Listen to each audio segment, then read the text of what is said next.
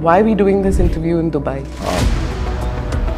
Those who are against you and those who have put cases on you, they're saying you're like an international fugitive. That's a game played wrong by a few vulture lenders who are based out of US. These are narratives which they have created trying to take control of the company. Lookout notice that ED has put out? If ED puts out a lookout notice, they will never make that public because that defeats the purpose. Videos which were there on social media saying they were overworked, underpaid. There was this hyper-aggressive mode that the sales force went. We have made mistakes, but all of that was in the initial years. We have corrected all of that. I will never sell anything to anyone which I won't give it to my son. These legal cases take place. Yeah.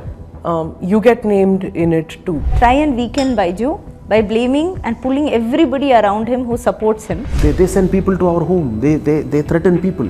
All billionaires say this, no, money doesn't matter, but it does matter. Me, my brother Divya put thousands of crores back. In bad times, who puts the money back? Who lost their jobs. There are people who said there were toxic environments. See, when you scale, no, and you have 85,000 people, this is bound to happen in single-digit percentage. Parents, why should they trust you if that trust has got shattered in some way? We get 250 million students coming to our platforms.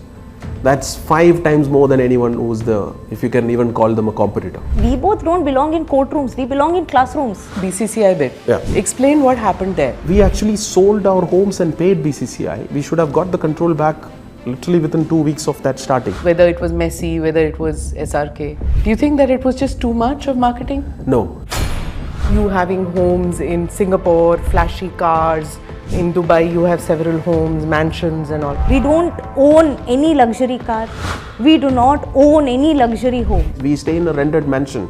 And I know it's a big home because we have 15 people at home. Anything which I'll tell here, I will show you proof. And this will go online. I am telling you, the whole world, come and challenge me. I'll put this outside.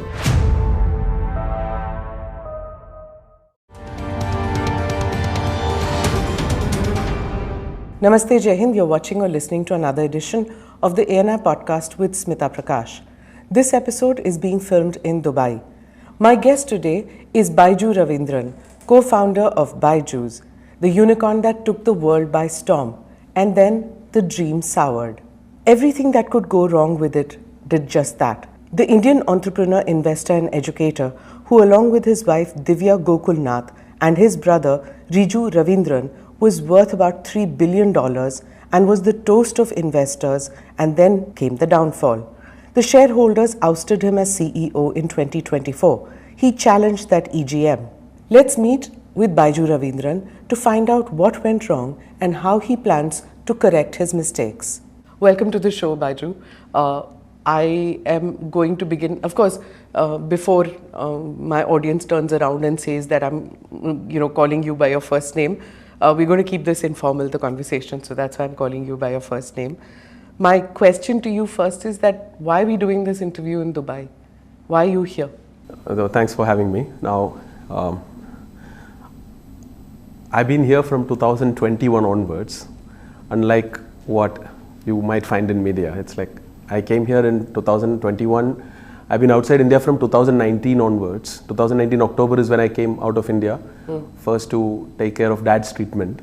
And then I was focusing on international expansion, acquisitions and international expansion. So last 6 years I've been outside India. 21 September, came here, kids go to school here. And moved. We have always lived in a large joint family. Like there will always be 15, 18 people at home. First in my small village in Kannur, and then in Bangalore. And in 2021, all of us moved here. So then I was traveling to India as and when it's required. Prior to insolvency in July 2024, like 12 months, I was going there almost every month. I've been there 10 times in the 12 months prior to the insolvency. And I'm just waiting when I get the control back. And you would have noticed I'm not using the word if I get the control back. When I'll be back. And I'll be back, and will the company. One thing which the biggest misconception is Byju's has always remained an Indian company. Even when, if you remember the times when we started this, when we started scaling this, the tech-enabled model in 2013, 2014, all the startups that time, the early investors were pushing the companies to go out of India. I resisted that because I wanted to build this in India, from India to the world.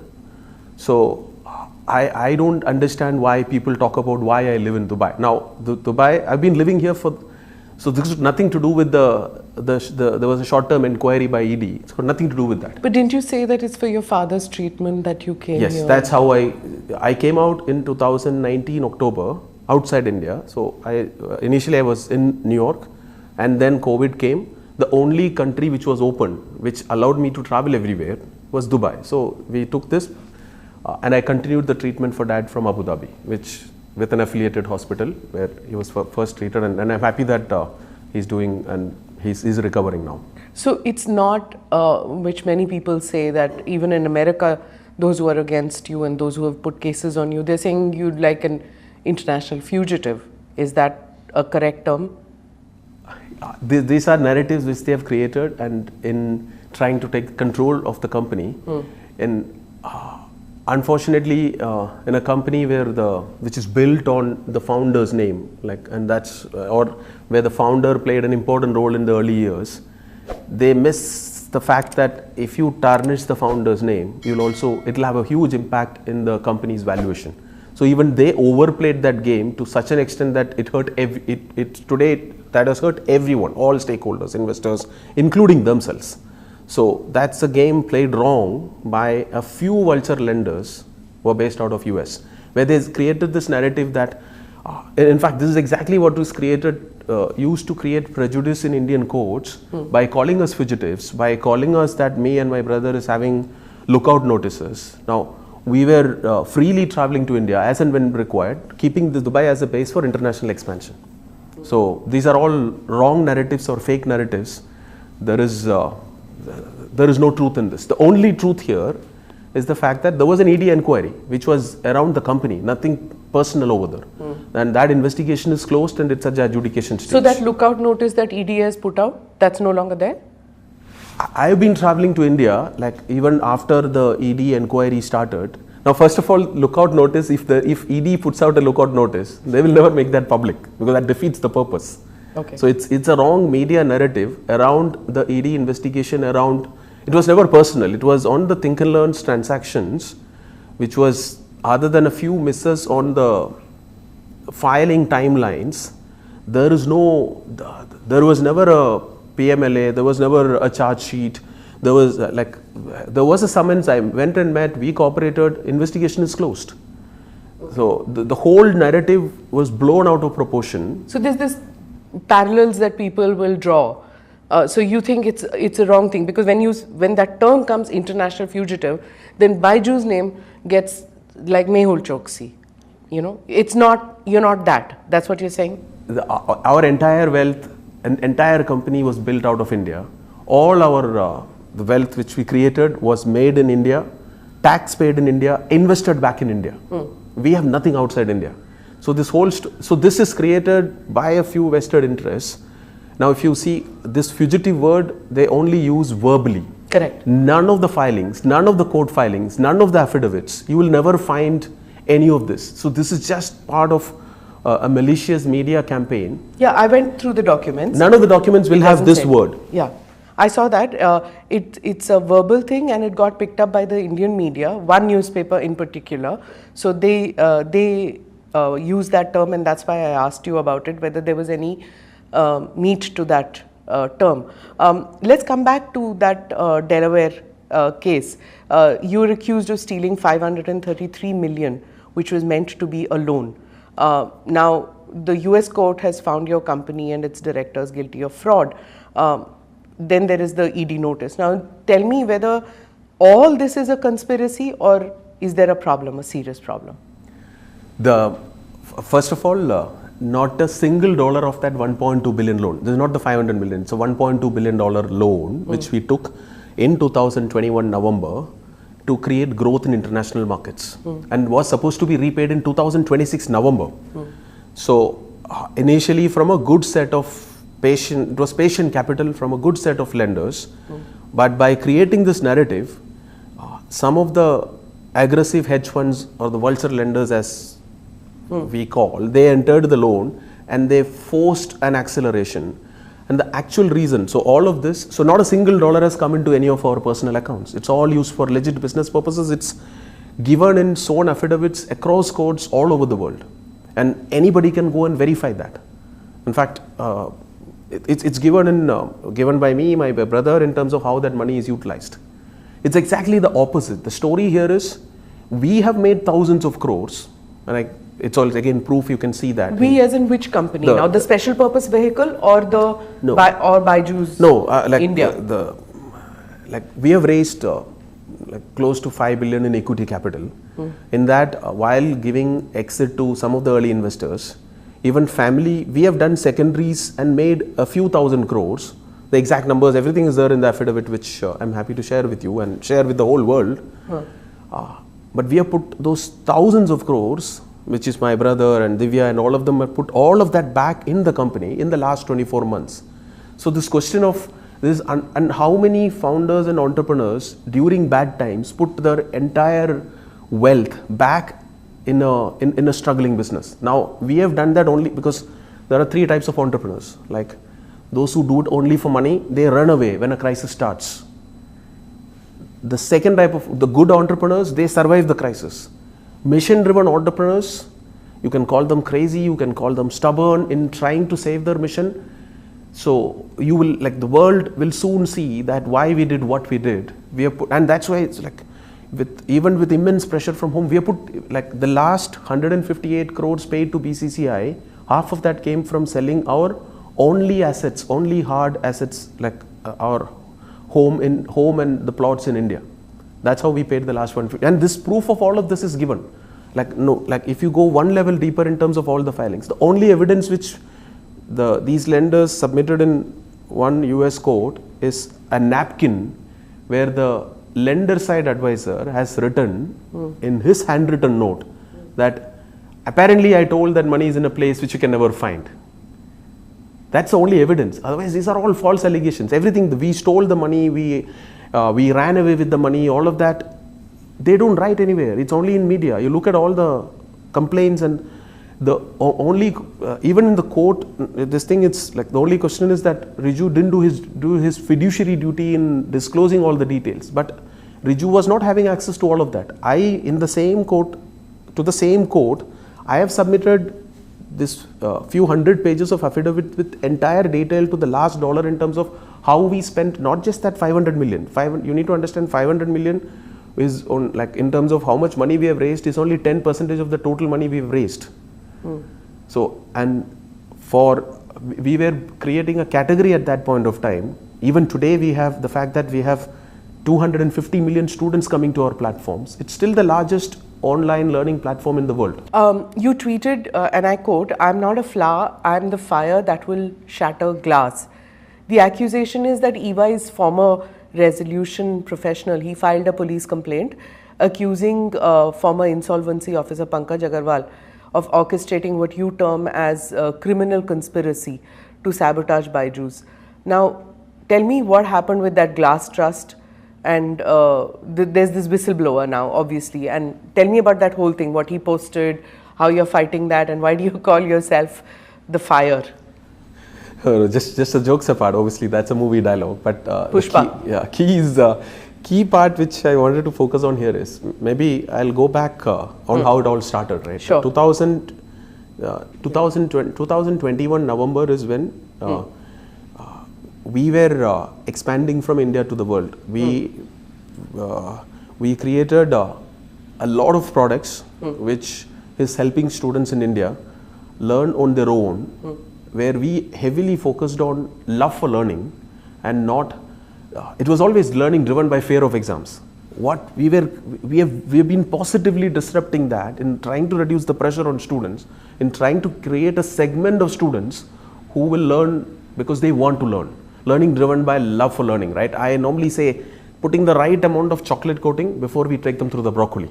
Now, even when I was taking... Broccoli? Yeah, that's what you mean? Yeah, because it's, at the end of the day in education, it can't be about engagement, right? Okay. You need to create engagement so that it's big, and eventually you need to show results and it's effective, right? Now, that segment what we have created, globally, no one has been even today, no one has taken that place. That's why you look, search for any important concepts in math, science or anything under the sun, whether it's in India, whether it's in US, whether it's in UAE, anywhere. you will get your answers from Byju'S. So what we have created with tens of thousands of employees. At its peak, we had 37,000 teachers. Most of them women teachers, those who were creating this or teaching from a small town in India.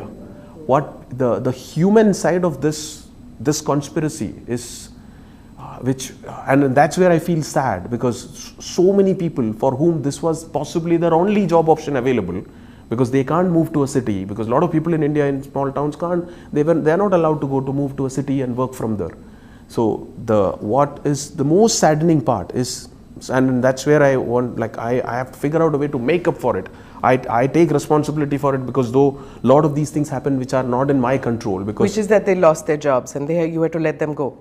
They lost their jobs, and not just that, till the company was in our control, for these frontline teachers, we were paying personally. Last 24 months prior to bankruptcy, from 2022 onwards, 2022 October is where these guys started disrupting the company. Some random lenders, it's like they were able to influence large institutions in India, including EY, and being able to do such a massive fraud, which I'm sure the truth will come out. If you ask me why am I still fighting, I know that I have nothing to hide. Anything which I'll tell in this session, now you can ask me anything. If you don't ask, I will ask myself. Anything which I'll tell here, I will show you proof. And this will go online. I am telling you, the whole world, come and challenge me. I'll put this outside. Why do you think they did that? What is the reason? You're calling them vultures. A vulture wants meat, it wants to feed.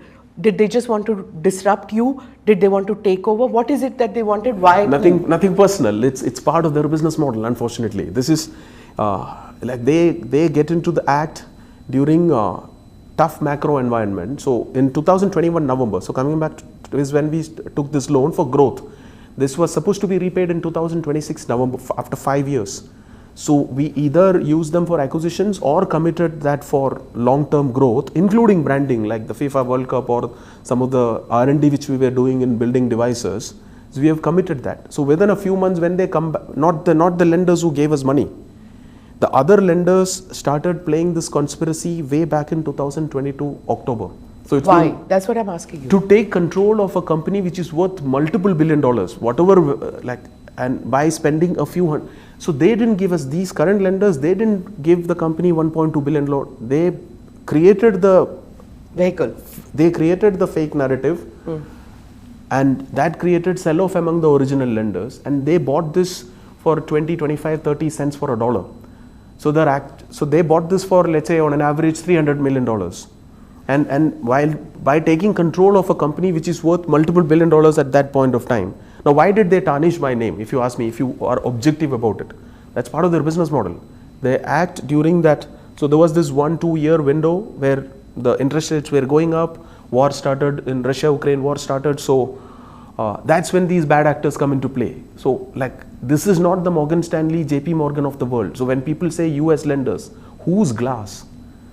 Yeah, who's Glass? Who's Glass? It's just a lender. Trust, right? It's a lender agent who claim to represent. Now why are they trying to parachute into our settlement with BCCI? Because that's the only way they can take control. Why are they manipulating the entire system? Claim on their own loan and get anything from court? Because there they have to first prove that they have the representation. They don't have the representation of 51% of the lenders. They only have 18% lender. Now these questions are not asked if you enter through someone else bankruptcy, insolvency settlement. But the judge obviously believed them. No, this question has never been asked, because what has happened is, by creating this prejudice, by calling us fugitives. So BCCI, we paid 158 crores. So we should have been out of insolvency on that day of the settlement, which is July 31st, within 15 days of we getting into insolvency. Unfortunately, what happened is, after that last 8 months, whoever is in control, whether it's the IRP or then later RP, they have not even paid salaries. We were paying salaries, at least we had our own liquidity crunch and all that, but we were paying salaries to teachers. It was not disrupted. Services part, students were not disrupted at all. So if you ask me why are we still fighting for it, because I feel for the students and I feel for those employees. I Did you not sniff it out? I mean, besides you, your brother, and your wife who are involved in this, there's also your de facto CFO, Anita Kishore. She's also been blamed. Didn't she not, as a CFO, didn't she see this happening? See, in normally anything above the board, you are able to understand what's happening, right? Here, most of the things which happened, like in terms of how they entered the loan, these aggressive hedge funds, that those things don't happen like the way you think. It all happened without we knowing. She's also been named that she helped in Anyone fraudulent who's, so that's the game. Not just Anita, anyone who's trying to support me, whether it's investors, whether it's founding partners, they've been personally targeting. Like, it's very difficult for most people to understand this game. This is played in a way, it's a very dirty game. What they send people to our home, they threaten people. This is only Where? next to everywhere. Like, they send people to management's home, outside, they walk in, like some people sitting in US. Threaten and say what? Just to neutralize, so that I don't get any support, so that I give up. You're not giving up. I am not going to give up till we win, because we have nothing to hide, and only because I want to prove that. See, at the end of the day, all of us know that You're the third type kind of because entrepreneur, it's been 20 hours a day for 20 years for us, and I never started this for money. I come from a small village. I didn't start with this for anything. I started with a lot of passion, and the people I was able to attract. Some of my the companies built with first 300 employees all were my students. So it's a strong mission-driven company. 4 out of the 6 founding partners are still there, because they know that facts will outlive fiction. But you were this, like you say, you were the poster child at, when you started off for EdTech. But at what point of time do you feel that things started unraveling, things started going wrong? Did you take your eyes off the ball, concentrated on just expansion too fast, too soon? What happened? See, so I won't deny, when we tried expanding from India to the whole world, we made some business mistakes. We were maybe we could have taken it a little bit slowly, we were growing little too soon, too fast. We went from India to 21 new countries. But that, if you ask me, in that context of 2019 to 2021, the COVID era, mostly COVID time, when every it was investor, we have 160 investors, world-class investors, equity investors. All of them, this was the mandate: grow, and change the way kids learned. It was not because we were we were raising money for growth at that time. But when the world changed, with interest rates, and when interest rate going up, when Fed increased the interest rate, and almost simultaneous, parallelly, the big war started, Russia-Ukraine. Suddenly the liquidity dried up. 700 million of committed capital, signed committed capital, didn't turn up. So we were planning all these acquisitions and growth, assuming that all this money is coming. In fact, these were signed documents. There was no litigation. We didn't go and litigate those investors who backed out because of these external macro reasons. And from then onwards, and this is early 2022, and it's almost now 3 years, we have been struggling for liquidity. But fortunately, we had enough liquidity, which we made, and I have no regrets. We have made, as I told you, You have no regrets? I have no regrets in terms of putting all that money back. Okay. Because I was doing that to save the mission. For the next 2 years, I told you 3 years we have been going through this challenge. Next 2 years, every month we started putting 100 crores, 150 crores, all of which is made from this mission. So that's why I'm telling you, I was doing that to protect the mission. But we missed these dirty games, which literally 1 or 2 aggressive hedge funds, it's unbelievable on how they have been able to manipulate an entire system using ENY, using Ketan, and this RP is just a pawn in the game. I was not expecting things like this can happen. So the insolvency process, which happened because of the last 10% payment to BCCI, but we actually sold our homes and paid BCCI. We should have got the control back literally within 2 weeks of that starting. What homes were these? like all our assets in India, the last assets in India, we sold. So we don't, like, I see media reports of we having 10 luxury cars and 5 mansions. I can challenge and tell, show one. None of us have. Like, we stay in a rented mansion. And I know it's a big home because we have 15 people at home, but it's in a rented mansion from a friend. In fact, I'm not materialistic at all. In fact, I hate people who talk about all these. In fact, the media reported 10 cars. I don't even know half of those names. No, but all billionaires say this, no, money doesn't matter, but it does matter. Like, for me, it's different. Like, because I never started this for money. If I was caring about money, why will I put my brother Divya put thousands of crores back? It's like if we were only, because in bad times, who puts the money back? You show me one startup entrepreneur who has put like anything close to this back not in good times. So it's not out of greed, it's to protect the mission. So we put all our money back in the window from 2022 March. War started in Feb. 2022 March to 2024 till the insolvency process started. In fact, 1 month into bankruptcy also we put our last few crores back to pay teachers. I'll come back to the teachers and to your insolvency bit. Let me pick up on what you were talking about, acquisitions. You just mentioned that. Do you regret about the Akash Institute acquisition that you did? Not at all. It was like, it's one of our best acquisitions. Now, in terms of what happened after... Didn't you overspend $1 billion you paid? Was it worth $1 billion? At that point of time, that was 5% of the valuation of Think and Learn. And we thought that there is a huge opportunity to what was available only to a few students in big metros, making the same kind of options available to small towns. So after the acquisition, we actually took Akash to small towns. So like what was reaching out to only like few parts of India, the same program, we made it available to 300 plus senders within 18 months of taking over. It was actually, it's one of our best acquisitions. Today, all this narrative around acquisitions, like we made mistakes, like when you make 6 big acquisitions, 4 of them are doing well. But everyone talks about the 2, and that's how it works, right? Because people the 2 acquisitions which didn't turn out, which didn't pan out the way we were expecting, and that's also because we took those, like in hindsight, we could have, what we were trying to do in 1 or 2 years, maybe we should have taken 4 or 5 years. Our initial 5 years, like it was all very efficient, as like from 2015 to 2019, it was efficient growth, making an impact in the way students learn in deep parts of India. To anyone who was having access to a smartphone or a device, we were making it available.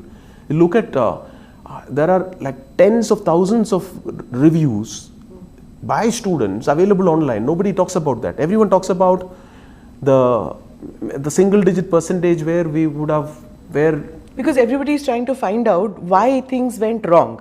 So when things go wrong, the chart on the wrong part is like white hat. Why did you do that? Because the man was lying.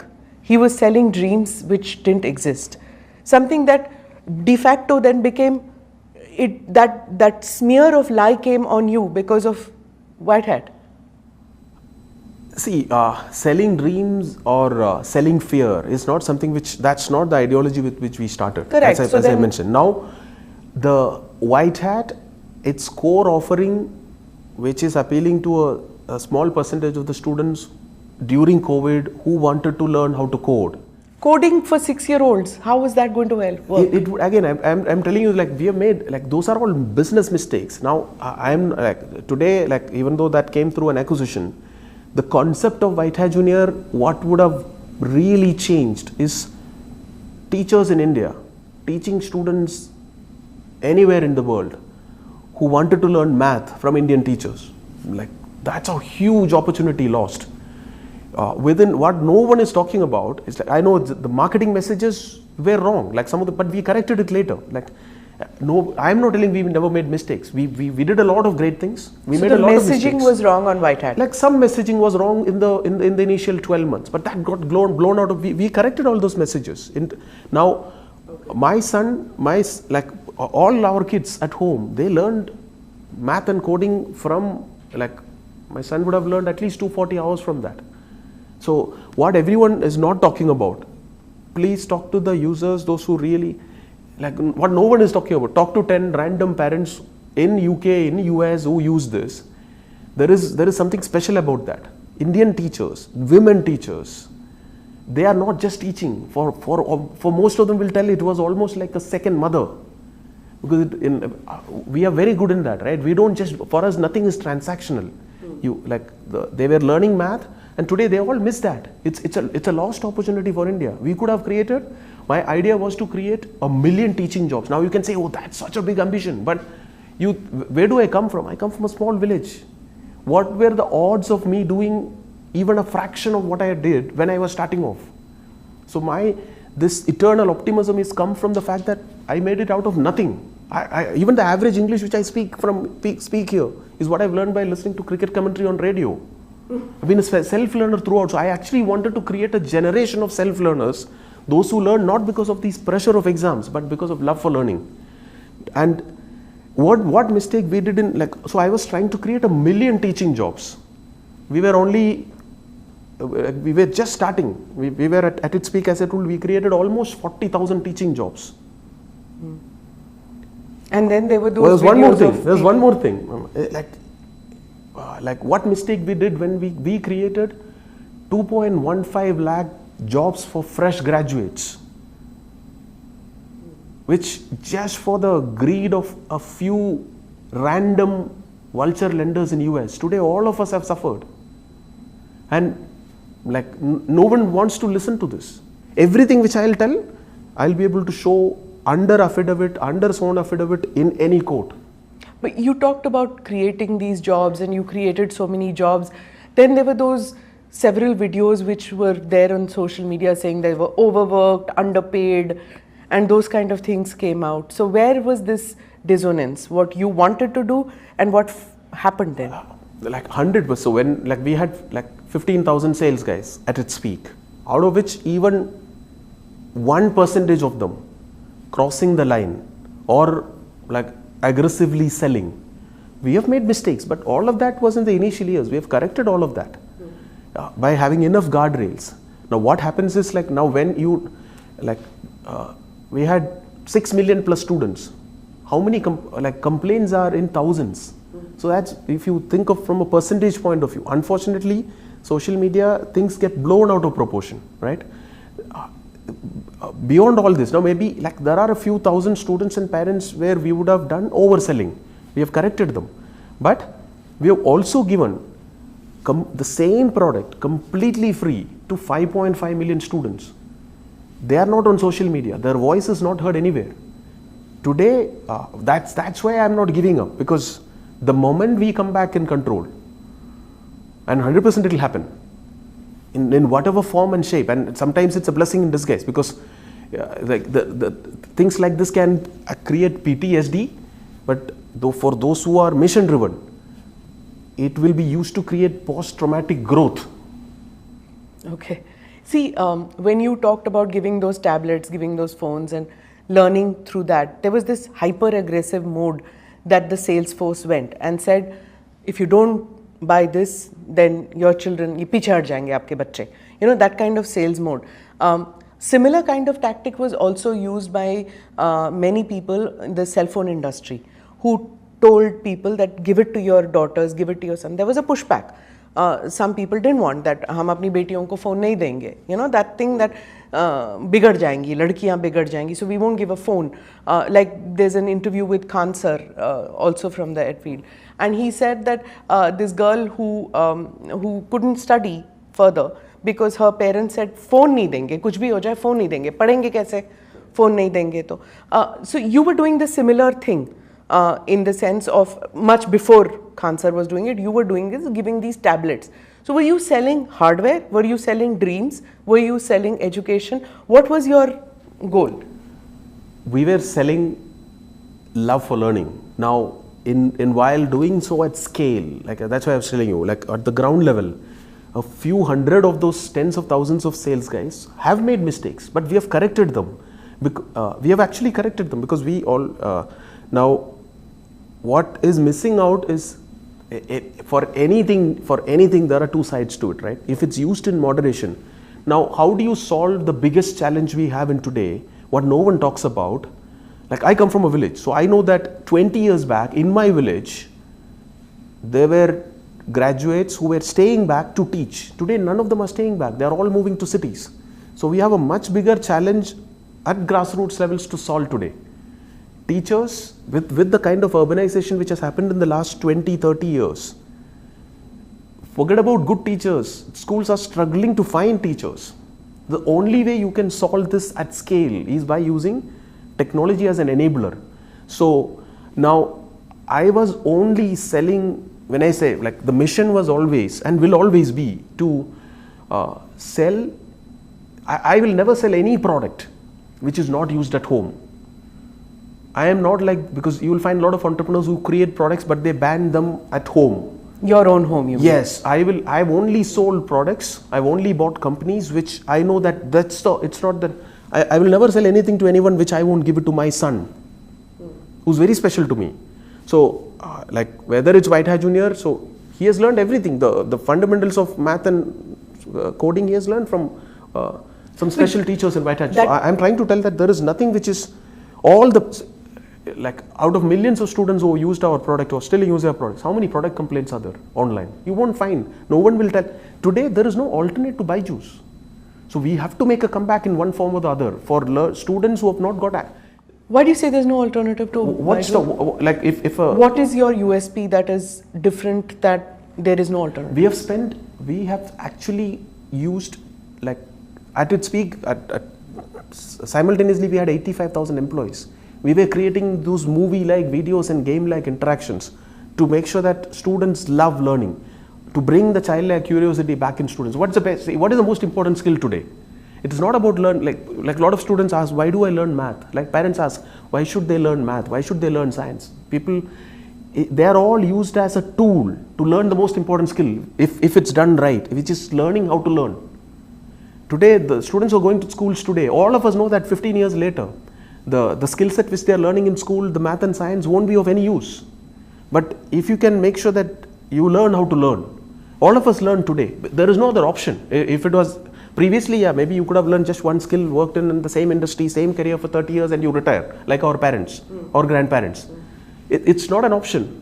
You have to become a continuous learner. Like, you need to learn at the pace which a 4-year-old or 3-year-old learn. But the content that you're teaching, yeah, it's everlasting. It's you look at, like, today. It is not in line with CBSE, ICSE, State Board, is it? 100%. It's like for a. It says it's aligned. What does aligned No, mean?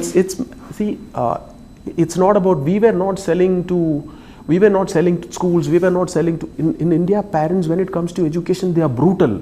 90% mapping is not enough. You need to be 100% mapped to the curriculum, because like the numbers won't lie. Today, you use, for, like, not just when we were, like, today we are not making money because the companies, you search for anything you search quadratic equation sitting in Dubai, use a VPN and go to Philippines and search, you will get Byju's. Most of the AI platforms, the results come from Byju's. Like, we are by far the largest platform like this even today. So you feel CBSE has not kept up with Byju's, or Byju's has not kept up with CBSE? No, it's not. It's not nothing to do with CBSE. Like, our products were mapped to CBSE, State Boards, ICSE.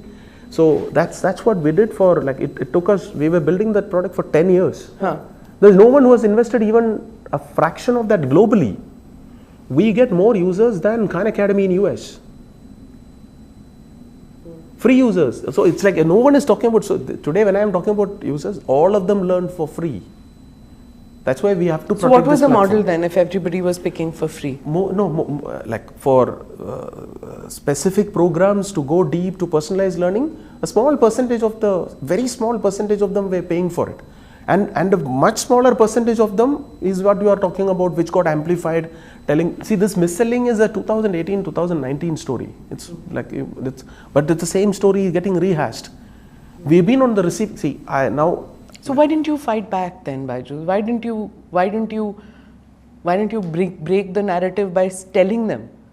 Whoever was telling whom? We are fighting this in court. We are not able to fight this media battle because who's on the other side? It's like large corporations on the other side. But we are not giving up. So you need to understand that we won't give up till we win.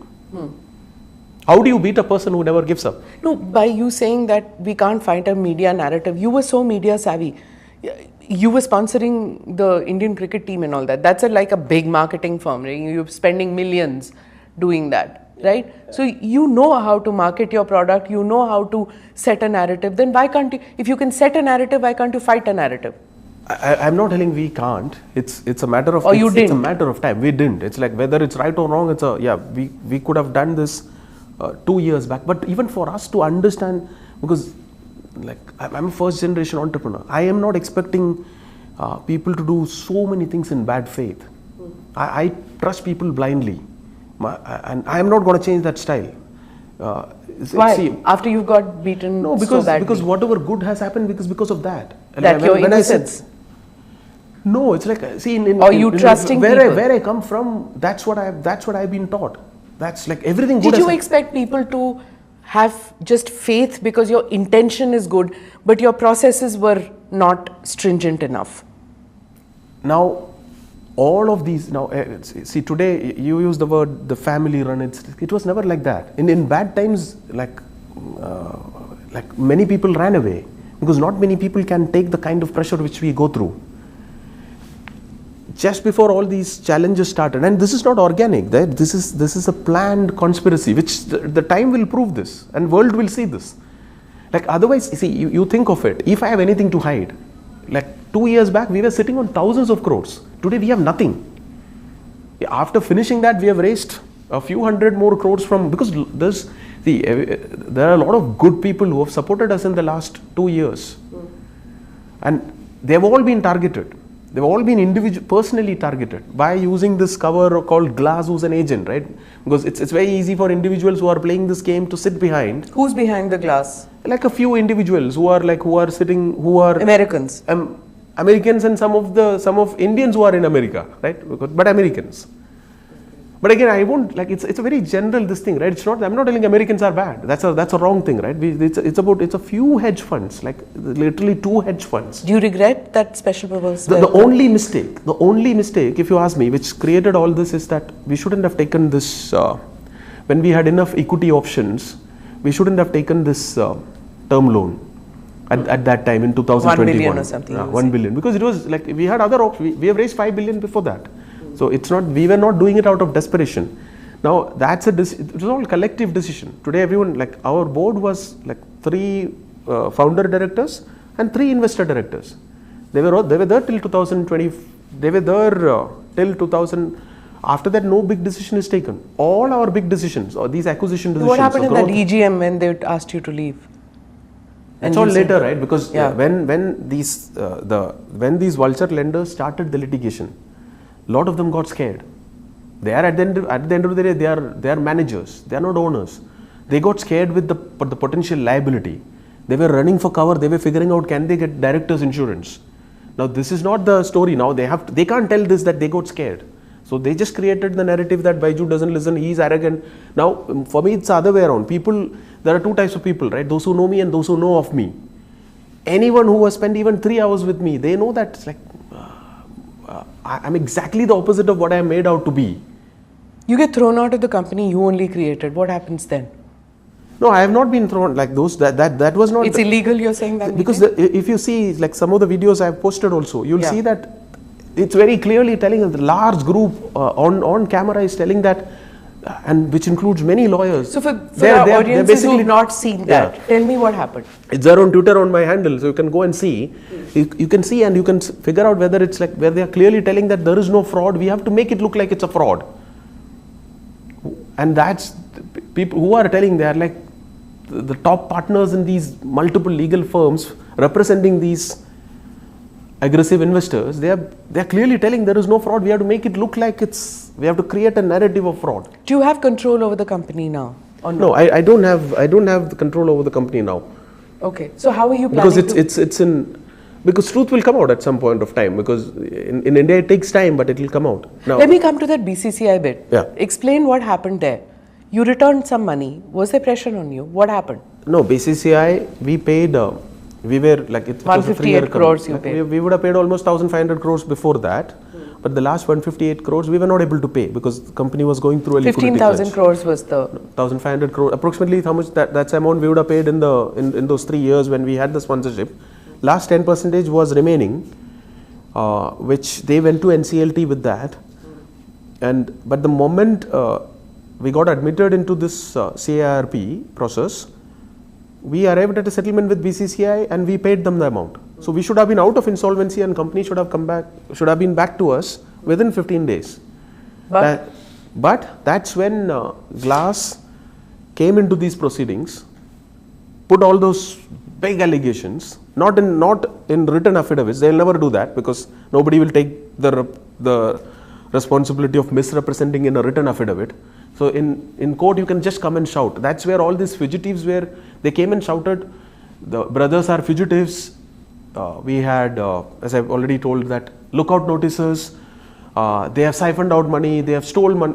None of this is true. All these are false allegations. There was also that guy who said that William Haler, who said that you even gave him a plane ticket to go to Dubai so that he doesn't have to testify in court. Completely wrong. That's another false allegation. So look at the individual's track record. He's a serial fraud. He approached us telling that there is a settlement with lender. See, my objective is always to figure out a way to, if they are patient, anyone who's asking for money, they would have got their money back. By trying to burn this by targeting and tarnishing us personally, it's a lose-lose game.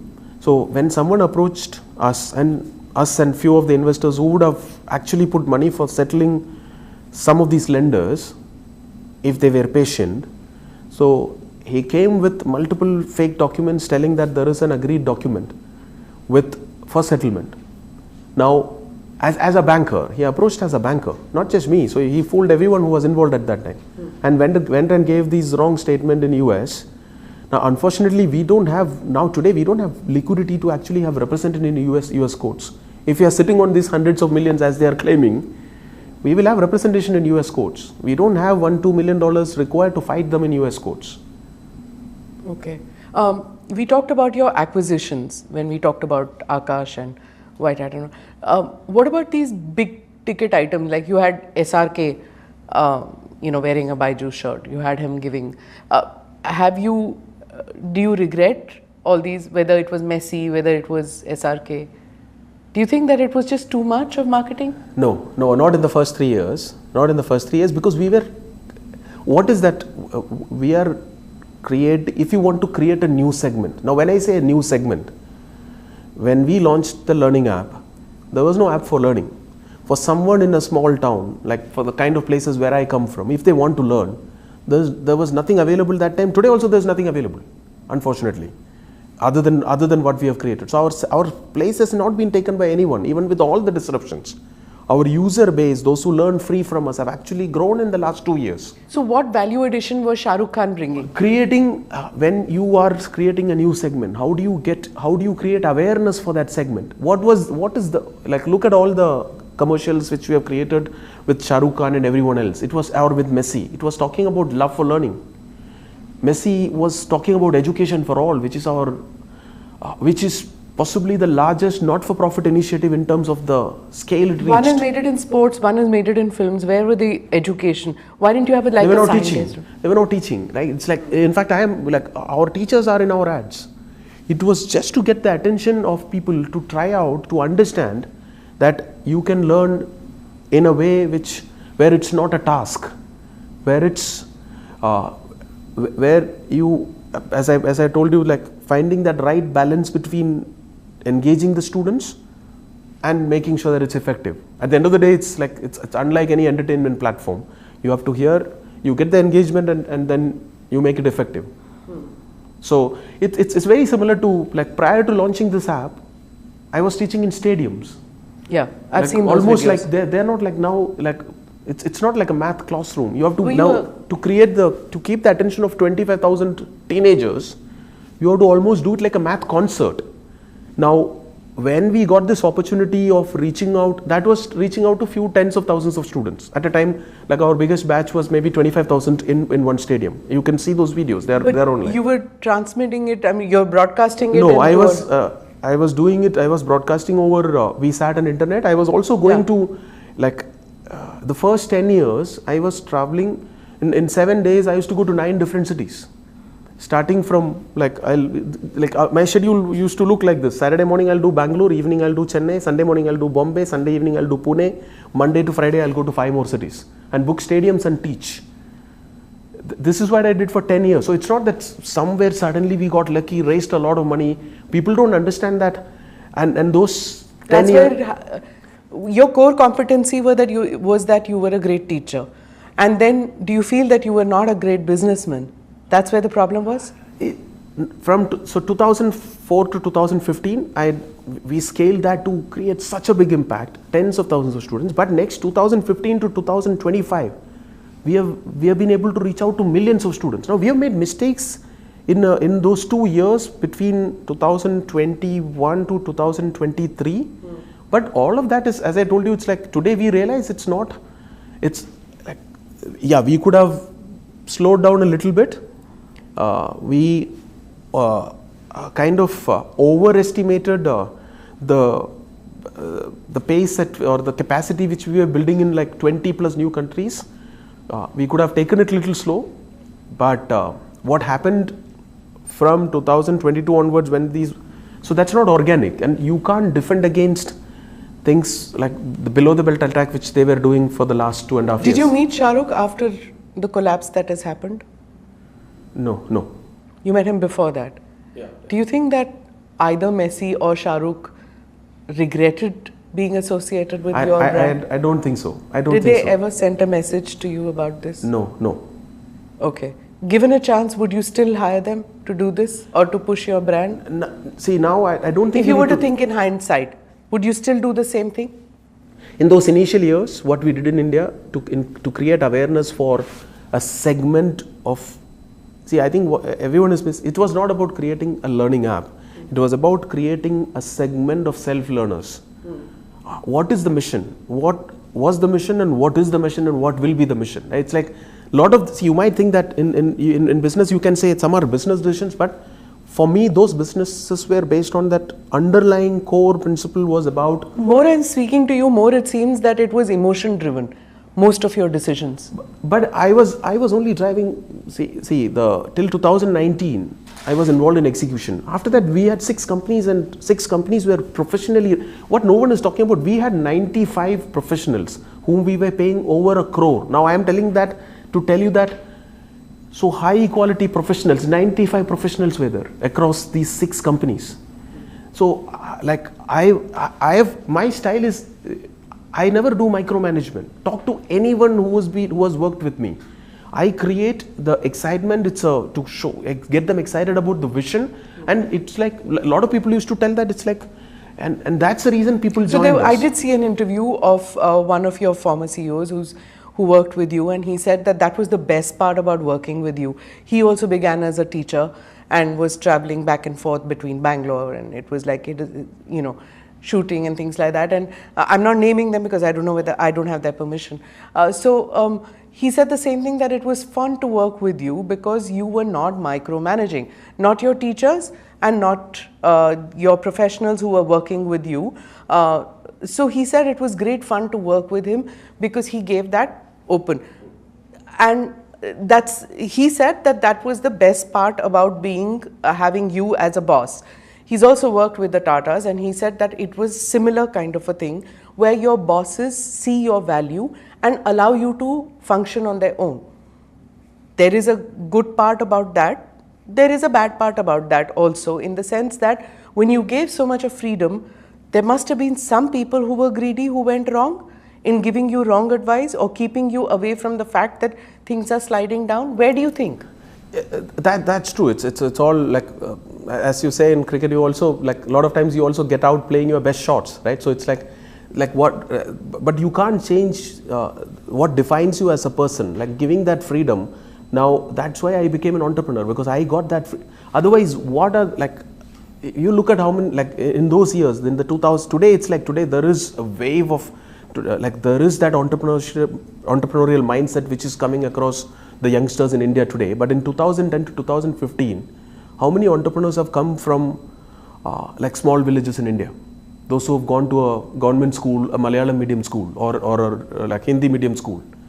It is only because of the freedom which I got from my dad. He has given me the complete freedom. That's why I'm an entrepreneur. I do that. If I can be half as good as him in giving that kind of a freedom to my son, I'm sure I'll be a good dad. So that style is, but that is what created so many great entrepreneurs in the ecosystem. See, today you are only seeing because of what happened in the last, which I told you, it's not organic. We have been on the receiving end of a few vulture lenders, those who have created a massive conspiracy, which 100% will come out, because nobody can run away from the fact that, because these are blatant misrepresentations and fraud with proof, which you can find, which came out through the whistleblowers who are part of that thing, and some of them, like today, they have reached out. They are my students. Your students are exactly from the same kind of background that you were in, middle class families where they want to dream big, that through education they can get out of the trap of, sliding into poverty or getting out of, like moving forward in life. That's probably why your father also encouraged you, gave you the freedom to do what you did. And you also came out from that. From a middle class family, you became a billionaire. You were the poster boy of Forbes and everybody. You were that. But what is the perception? Perception is that I'm a control freak, where it's exactly the opposite. Both perceptions are there, but when these the are story, exactly the when the story goes wrong, then of course the negative perceptions also come across. But there are videos of people who have praised you when things were going good also.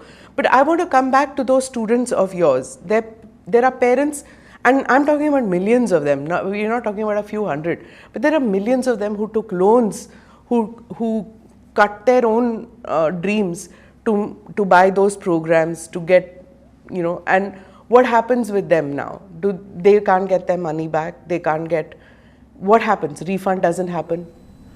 No, that's like first of all, there were no millions of loans. That's wrong, because I know the number. No, there were millions of students who got our product, who happily learned from the product, and who like finished their courses with the product, right? The disruption is only, if you ask me, the disruption which happened unfortunately, and that's where like I apologize to all those students. Even if it's one student, it's still it cannot happen. That's the reason why the moment we come back, I'm still thinking of how to compensate for those few students. Now this few is not one or two, it's a few thousand students who missed out because of the disruption in the last.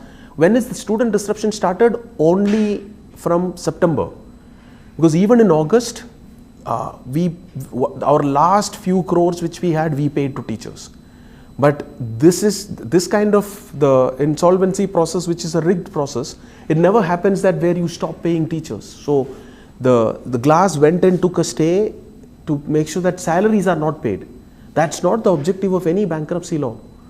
So I feel sorry, and I'm apologizing to those few students who missed out because services were disrupted, but the product part was not disrupted. The entire in fact, that's another, when things were going very well for us, unlike, we were not ruthless in cutting the businesses down, because you can't do that when it comes to students. You have to see to the course completion. So we didn't do. That's another. So when all investors who were asking us grow, overnight they told that, okay, markets are changing, now cut and shut down businesses. I didn't agree for that. I didn't agree for that. Now business wise, you can say that we can't be ruthless. This is education. So there the teacher in me stood up, and we didn't shut down the businesses. We had to complete the course. Like that, and that's true even for White Hat Junior. Once you make a commitment to complete the course, you have to finish the course. Whereas if it's an entertainment business, we could have just shut down the platform. No one would have suffered. So there's in education, that's why good teachers will never leave, because teachers do change institutes, but they will never leave halfway through.